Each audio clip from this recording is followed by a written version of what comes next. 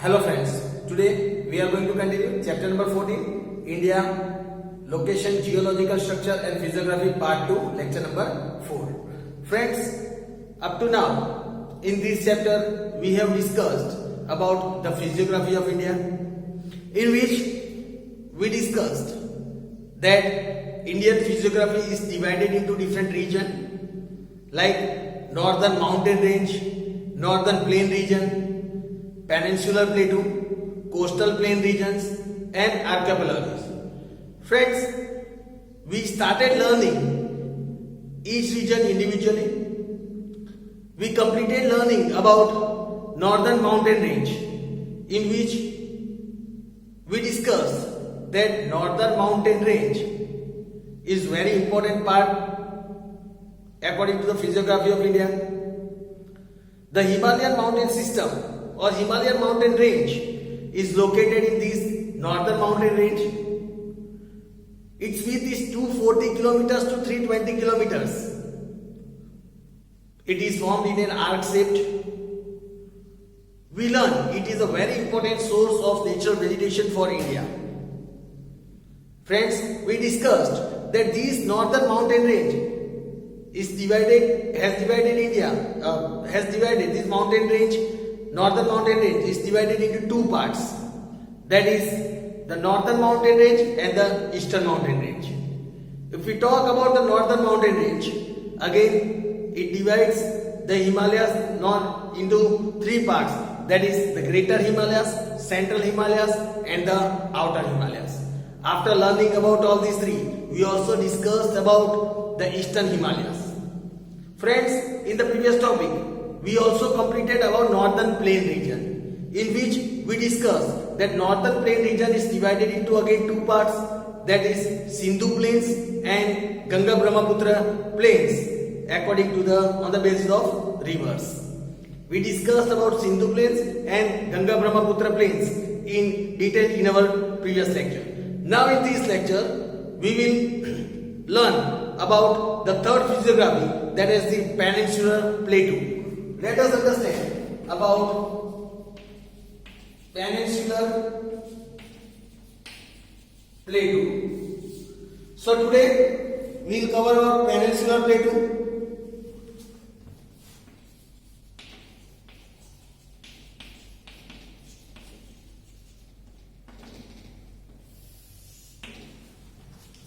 Friends, when we are learning about Peninsular Plateau, it is the oldest landmass of India, we can say. Here it means Peninsular Plateau. Peninsular Plateau is considered as the oldest landmass of India. It is the oldest landmass of India. It lies to the south. It lies to the south of the plains of north. Plains of north, that is in the north side. The plains that are located in the north side. It is in the shape of inverted triangle. It is in the shape of inverted triangle. As you know, the south part of India, that is in this shape. It is in this shape. Means it is in the form of inverted triangle. It is in the form of inverted triangle. It is surrounded by sea from three sides. It is surrounded by sea from three sides. Hence, it is called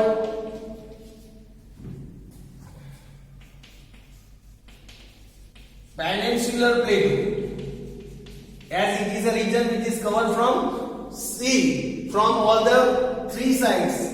All the three sides, as you all know, friends, here on the west side we can see Arabian Sea, on the south Indian Ocean, in the east Bay of Bengal. So this region is covered by sea from three sides. That is why it is known as peninsular plateau. Most of the part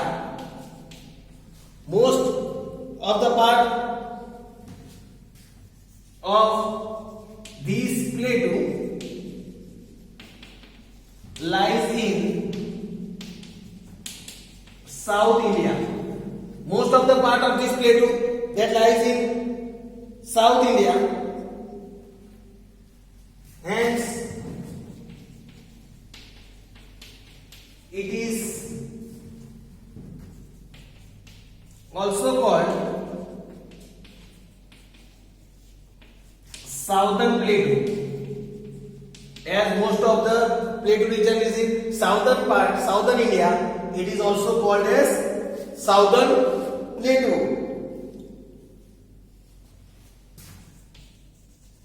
Average height of this plateau, if we talk about the average height of this plateau, is about 600 to 900 meters.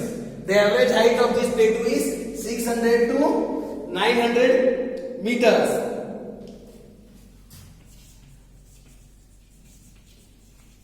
The northern part of this plateau, if we talk about the northern part of this plateau, has north eastern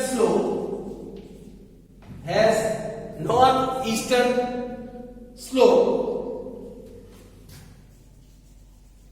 which is evident from the flow, which is also evident from the flow of Chambal, Son and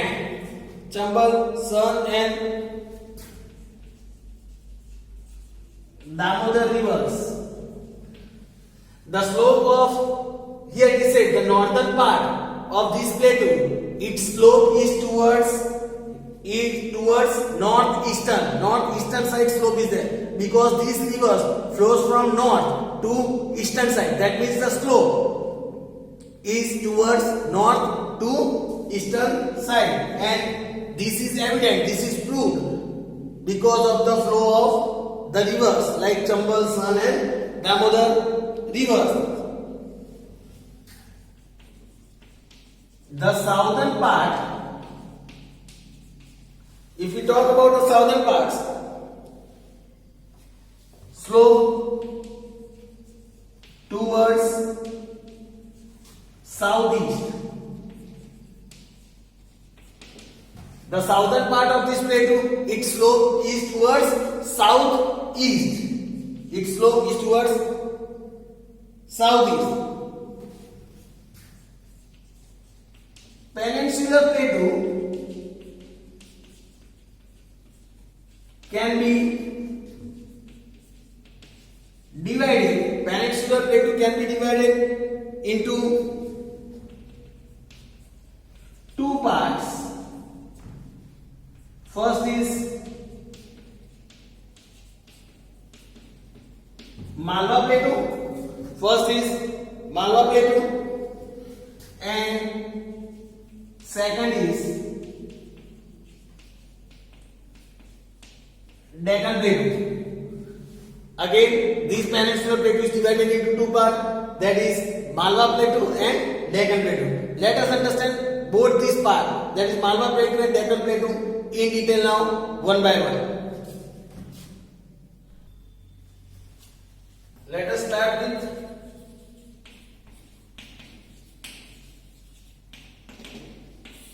Malwa Plateau. Here we say it is a plateau region. Here this plateau region in north central India. This Malwa Plateau is the region in north central India.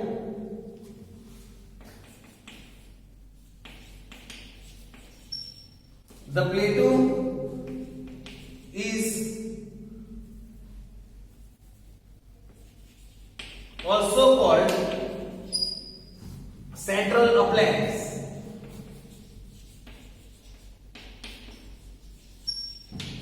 This plateau is also known as Central Upland.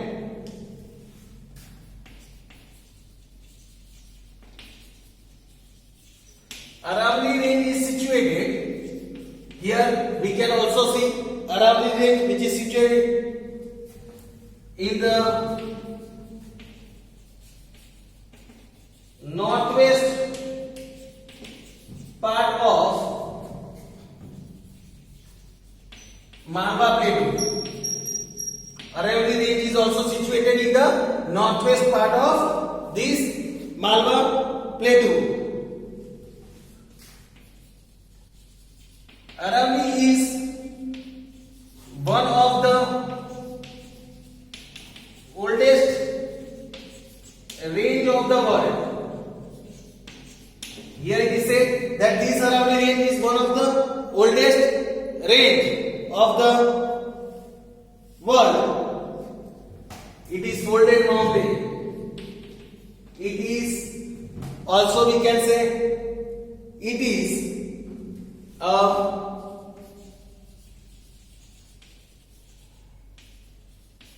folded mountain. It is a folded mountain. Mount Abu is the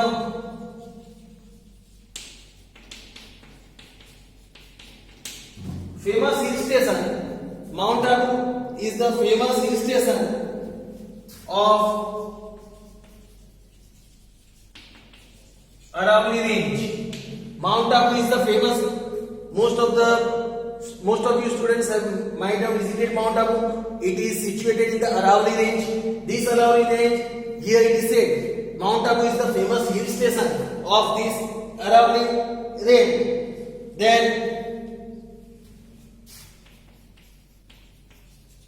Guru Shikhar that is located in Mount Abu. The highest peak, Guru Shikhar, that we can say it's the highest peak at 1722 meter is the highest peak of Aravalli range. Guru Shikhar, which is located at 1722 meter, is the highest peak of Aravalli range, is located at Mount Abu. Guru Shikhar that is located at Mount Abu is the highest peak of this Aravalli range, that is located at 1722 meters. Now let us understand about the northern part of Malwa Plateau.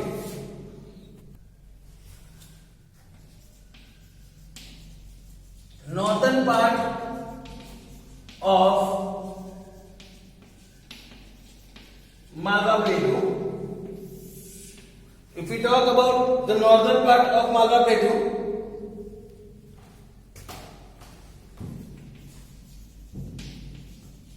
Vindhyachal range lies in the east.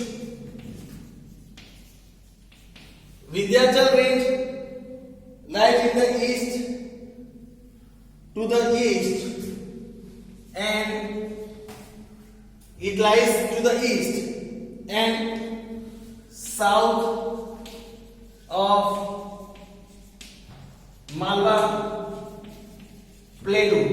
Vindhyachal range lies to the east, we can say. It lies to the east and south of Malwa Plateau, towards the Malwa Plateau. river. Here, when we talk about the rivers, Chambal and Betwa, rivers like Chambal and Betwa emerge from Vindhyachal, and they emerge from Vindhyachal and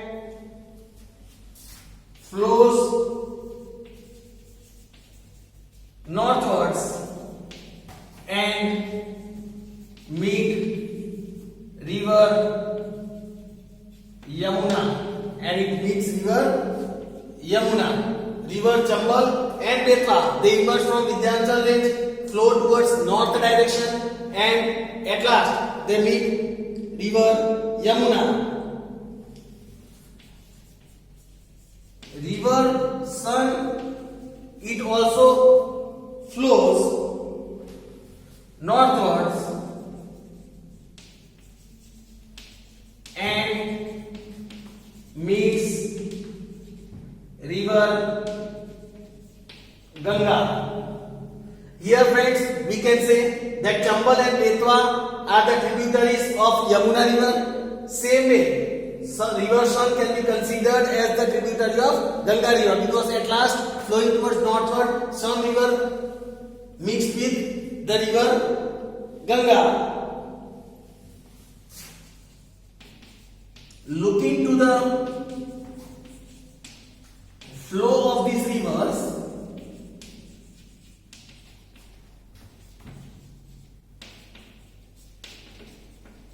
we can say that, looking at the flow of these rivers, we can say that the northern part of Malwa Plateau slopes towards north direction. The slope of Malwa Plateau is towards north side. So friends, here we can clearly understand about the slope of through these rivers, that the slope of the Malwa Plateau is toward northern part of Malwa Plateau is towards the north side. Now let us understand the western part of Malwa Plateau.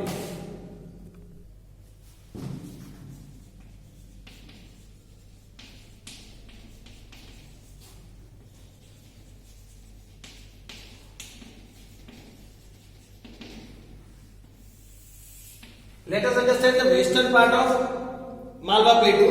If we talk about the western part of Malwa Plateau, the rivers, that is Luni and Banas, the rivers like Luni and Banas also originates in the Aravalli range, also originates in the Aravalli range in northwest, into the northwest direction. These rivers vanishes in the run of Kutch, vanishes in the run of Kutch, it vanishes in the run of Kutch, whereas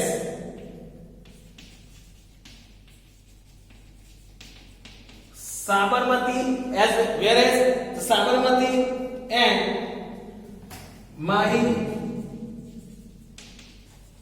meets the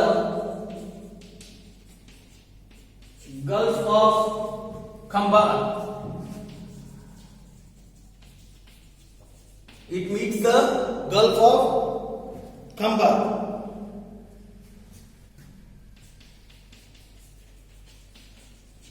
from the flow of these rivers,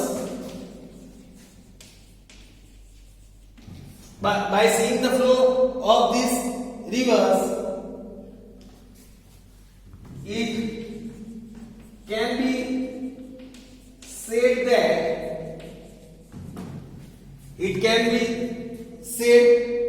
that the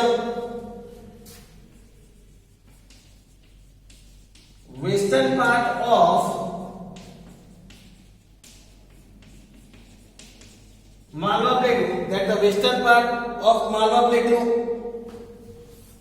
slopes towards southwest. As these rivers, the slope is towards southwest. Looking at the slope of these rivers, that Luni and Banas rivers originate from our village in the northwest. These rivers vanishes in the run of Kutch. Again, Sabarmati and Mahi river, they at last meet in the Gulf of Khambat. That means the slope is towards southwest side. They move southwest downwards and at last moves west side, and it meets the Gulf of Khambat or the run of Kutch. So it proves that the western part of Malwa Plateau is towards this direction. Now, looking at the northeastern part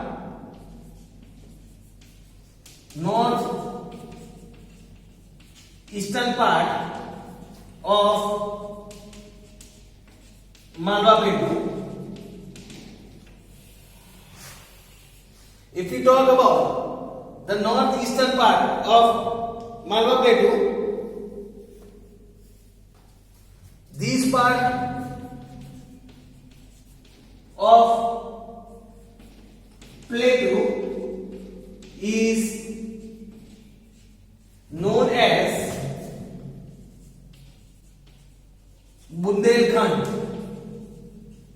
This part, that is the northeastern part of Malwa Plateau, is known as Bundelkhand.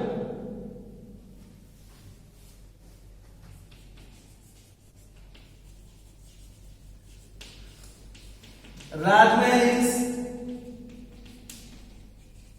Silom Plateau, Rajmahal Hills, Silom Plateau, and Ranchi Plateau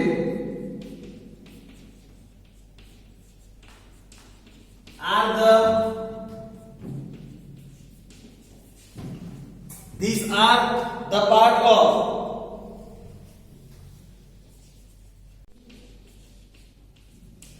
Plateau. These are the part of Chota Nagpur Plateau near Bundelkhand. Friends, northeastern part of Malwa Plateau, this part is also known as the Bundelkhand part. Rajmahal Hills, Silom Plateau and Ranchi Plateau, these are the part of Chota Nagpur Plateau, which is near the Bundelkhand. So friends, here we discussed about this Malwa Plateau. Now let us understand about the Deccan Plateau.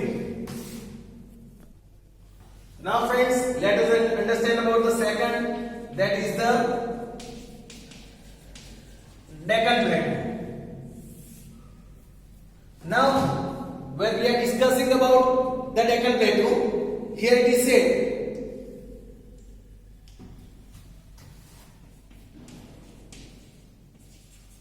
Deccan Plateau spreads from Satpura. Deccan Plateau spreads from Satpura,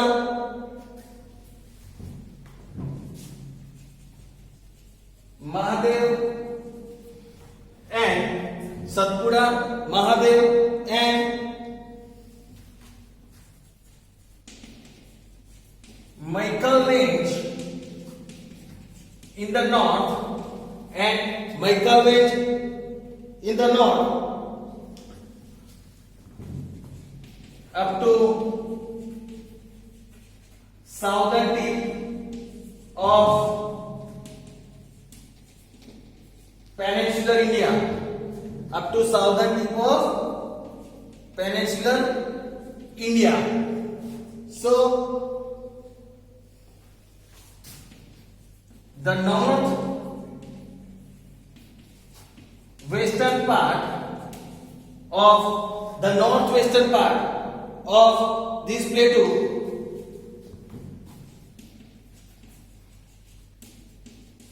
are composed of lava deposits. These northwestern part of this plateau are composed of lava deposits. They are formed into lava deposits.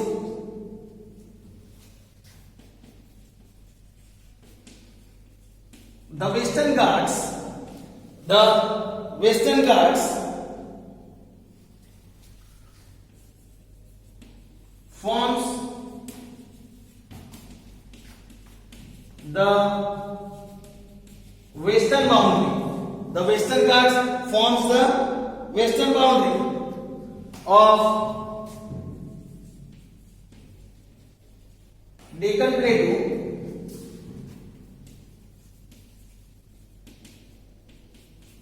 while we can say the other Ghats, that is Eastern Ghats,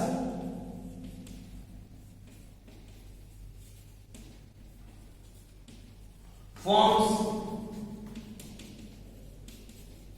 the eastern boundaries. Here the Western Ghats forms the western boundaries of Deccan Plateau and the Eastern Ghats forms the eastern boundaries of Deccan Plateau. Then here it is said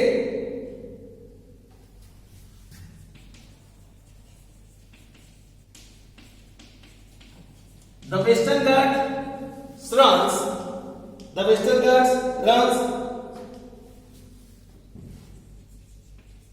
north south along the Arabian Sea,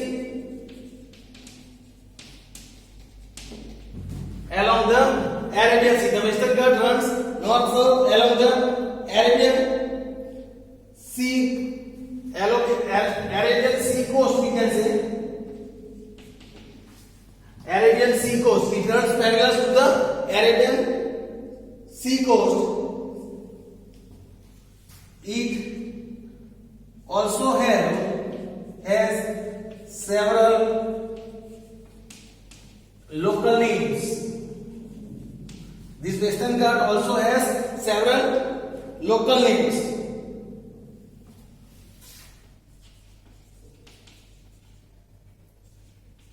Western Ghats, if we talk about this Western Ghats, is known as Sahyadri in Maharashtra. It is known as Sahyadri in Maharashtra, as well as we can say Karnataka, Maharashtra and Karnataka. It is known as Sahyadri in Maharashtra and Karnataka. It is known as Nilgiri in Tamil Nadu. It is known as Nilgiri in Tamil Nadu. These are the local names. On the borders of Kerala and Tamil Nadu, on the borders of Kerala and Tamil Nadu, it is known as Annamalai. It is known as Annamalai. And in further south, if we move further southwards from there, it is known as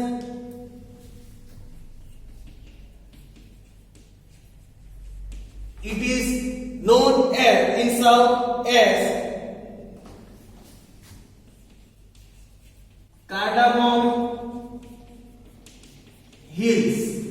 It is known as Cardamom Hills. So here you can see the different names, local names are there for the Western Ghats.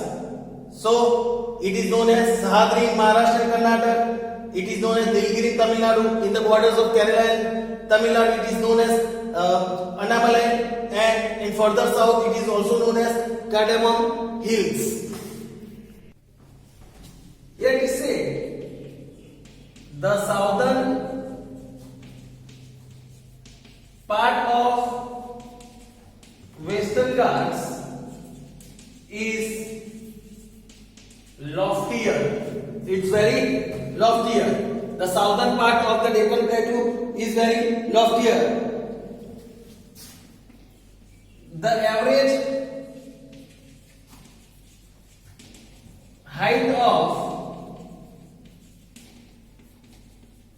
Deccan Plateau, if we talk about the average height of Deccan Plateau, ranges between 900 to 1000 meters. It ranges between 900 to 1000 meters. At few places, it is even more. At few places, it is even more than that. But average is 900 to 1000 meters. Then few isolated hills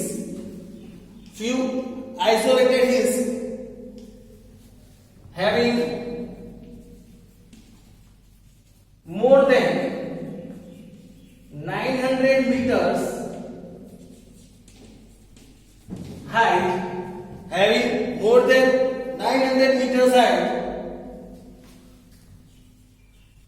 forms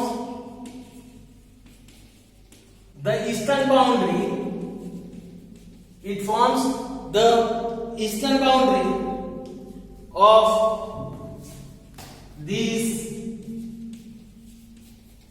plateau. It forms the eastern boundary of this plateau. These hills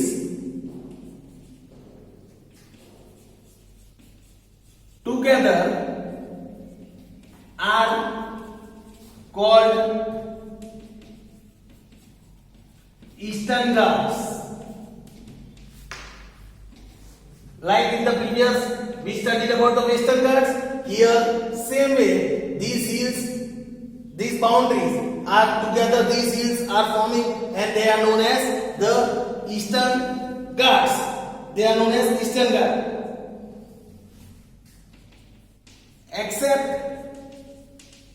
rivers Narmada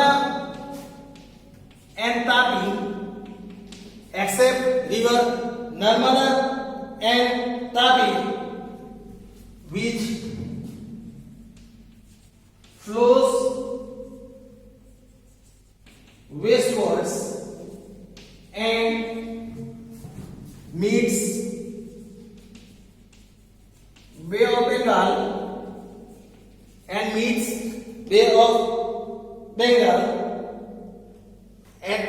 it moves towards westward and meets Arabian Sea, not Bay of Bengal, and meets Arabian Sea. As we know, in the west direction we have Arabian Sea, not Bay of Bengal. It meets Arabian Sea. Most of the rivers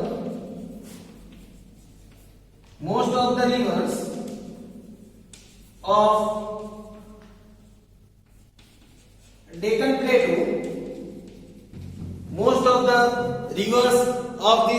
Deccan Plateau, flow eastward and meets Bay of Bengal. Only two rivers, that is Narmada and Tapi, they flow westward and meet Arabian Sea.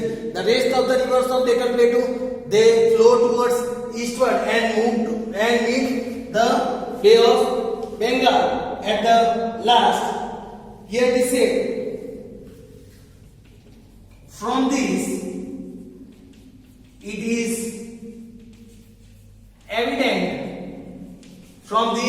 is evident, that the Eastern Ghats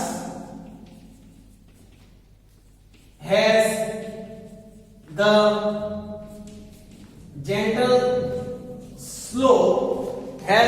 the gentle slope towards southeast. Through this flow of the rivers, we can say that the Eastern Ghats slope is towards southeast. So friends, this was the information about the Peninsular Plateau. We learned about the Deccan Plateau and the Malwa Plateau as well. We will cover the other topics in our next lecture. Thank you.